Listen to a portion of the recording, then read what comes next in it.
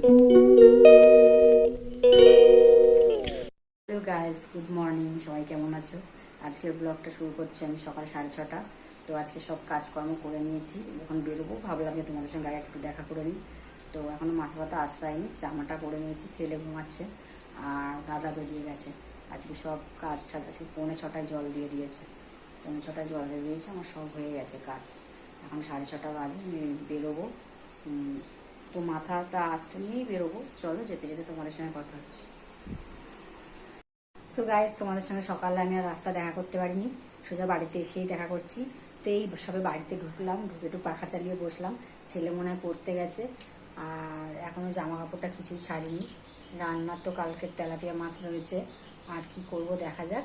আর ঘরের কাজকর্ম তো মোটামুটি সব সকালে হয়ে যায়, তোমরা জানো। তো আজকে রান্না বান্না ভাত করবো, আর কি করবো এখনো ঠিক হয়নি। চলো, খাওয়ার সময় তোমাদের এক ঝলক দেখিয়ে দেবো কি খাচ্ছি না খাচ্ছি। তো আজকে দুপুরবেলা এই 1:30টার সময় এত ওলট পালট হাওয়া দিচ্ছে, মানে ধারণার বাইরে। খুবই হাওয়া দিচ্ছে, আর বাইরের যত ধুলো বালি পাতা আছে সবই এসে ঘরের সামনে, মানে উঠোনে চলে আসছে। এত নোংরা হচ্ছে ধারণার বাইরে, আর ঘর পুরো বালি বালি হয়ে যাচ্ছে। আর তার মধ্যে দেখো, এই যে গাছের আমগুলো সব পড়ে যাচ্ছে। দেখো গাছের এই বড় বড় আমগুলো সব পড়ে যাচ্ছে, আর আমার ছেলে সব আমগুলো নিয়ে ফুটবল খেলছে। দেখো, এই আমগুলো কুড়াচ্ছে আর ফুটবল খেলছে সব নিয়ে, দেখেছো? তার মধ্যে আমি এক্ষুনি ঝাড় দিলাম, মনে হয় 2 কেজি 3 কেজি মতো আমি আম ফেলে দিলাম ঝাড় দিয়ে, সব বাইরে জড়ো করা। দেখবে, চলো তোমাদেরকে দেখাচ্ছি বাইরে কত আম পড়েছে। বাবা, গেটটা খোল। দেখো ঝাড় দিয়ে আমি কত আম ফেললাম, আর এই রাস্তায় দেখো না, পুরো ভরে গেছে। গেটটা খোল। এই দেখো রাস্তায়, দেখো সব ভরে গেছে। এই দেখো, এই আমগুলো সব ফেলেছি, ঠিক আছে? সব ভরে যাচ্ছে, পুরো পুরো আমগুলো পড়ে পড়ে পুরো উঠোনগুলো নোংরা হচ্ছে। আর একজন ফুটবল খেলেই যাচ্ছে, খেলেই যাচ্ছে। এই জায়গাটায় দেখো কি অবস্থা, পাতা পড়ে পড়ে সব ভেতরে ঢুকে কি অবস্থা। পাতা পড়েছে, এত নোংরা হয় না। আসলে গাছও লাগানো রয়েছে, সব গাছপালা ভর্তি। দেখো সব নোংরা হয়ে যাচ্ছে। আমি এক্ষুনি সব ঝাড় দিয়ে গেলাম, সব ঝাড় দিলাম। দেখো গাছে পেয়ারা হচ্ছে, পেয়ারা দেখাচ্ছে।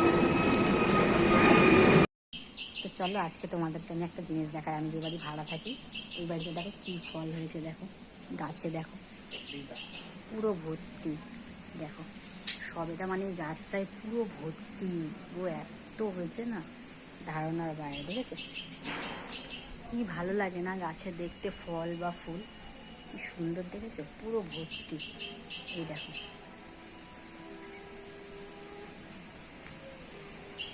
এখনো পাকেনি, কাঁচা আছে।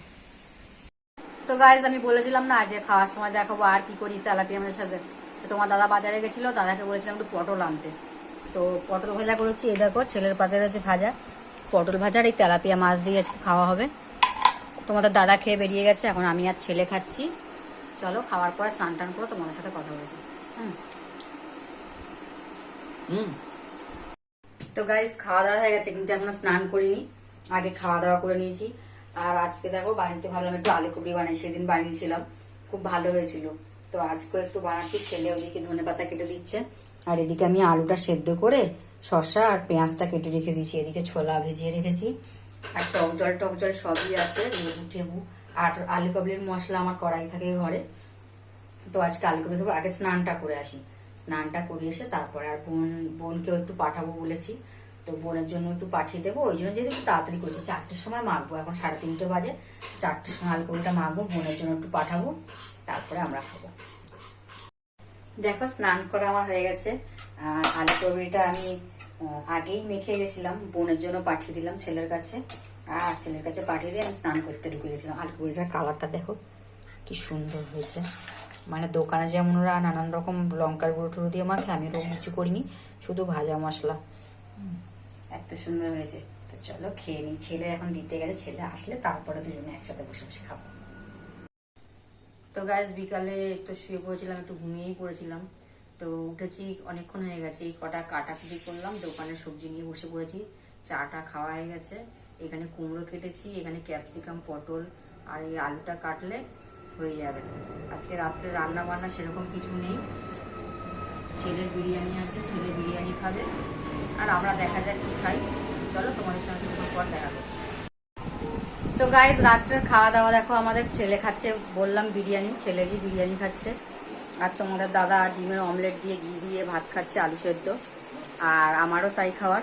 তো চলো তোমাদের সঙ্গে আজকে আর দেখা হবে না, আজকে এই পর্যন্তই।